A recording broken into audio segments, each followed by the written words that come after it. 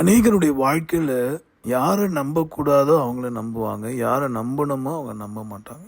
இது எதனால் வருதுன்னா, பக்தன் தன்னுடைய அனுபவத்தில் இதை அழகாக சொல்கிறார். இதை நிதானித்து கேட்போம், இதன்படி நடப்போம், நிச்சயமாய் நாம் சிறப்பானவர்களாய் மாறுவோம். சிறந்தவர்களோடு பழகி இந்த சமுதாயத்துக்கும் தேசத்துக்கும் பல நன்மைகளை தேவன் நம்மை கொண்டு, குடும்பத்தை கொண்டு, நம்முடைய சந்ததியாரை கொண்டு செய்வார் என்பது சந்தேகமில்லை. சங்கீதம் 119:66 இதை தான் சொல்லுகிறது. உத்தம நிதானிப்பையும் அறிவையும் எனக்கு போதித்தருளும், உம்முடைய கற்பனைகளின் பேரில் விசுவாசமாய் இருக்கிறேன். 2 காரியங்களை பக்தன் கேட்கிறார். எதில் அறிவு வேண்டும்? உத்தம நிதானிப்பு எனக்கு வேண்டும்.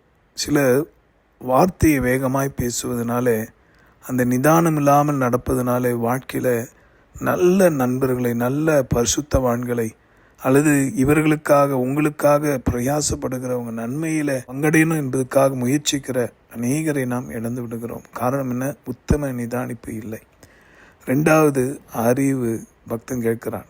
இதற்கு மூல காரணமே கர்த்தருக்கு பயப்படுகிற பயம்தான் ஞானத்தையும் அறிவையும் தரும். அங்கே வேத வாக்கியங்களை மனதில் வைத்துக் கொள்வோம். புக்தியாக நடக்க தேவன் நமக்கு உதவி செய்வாராக. ஜெபிப்போமா. நன்றி ஆண்டவரே, இந்த நாளுக்காய் ஸ்தோத்திரம். உம்முடைய வார்த்தையின்படியே உம்முடைய பிள்ளைகளை நீர் ஆசீர்வதிப்பதற்காய் நன்றி. தயவு பண்ணும், கிருபை பாராட்டும். ஜீவாதிபதி இயேசுவின் நாமத்தினால ஒவ்வொருடைய வாழ்க்கையிலும் நுகங்கள் உடைக்கப்படும்படியாக நான் பிரார்த்திக்கிறேன். இயேசுவின் மூலமாக ஜெபிக்கிறோம் நல்ல பிதாவே, ஆமேன். உங்களுக்காக திறப்பில் நின்று ஜெபிக்கிற உங்கள் அன்பு சகோதர Mani Iyer. God bless you.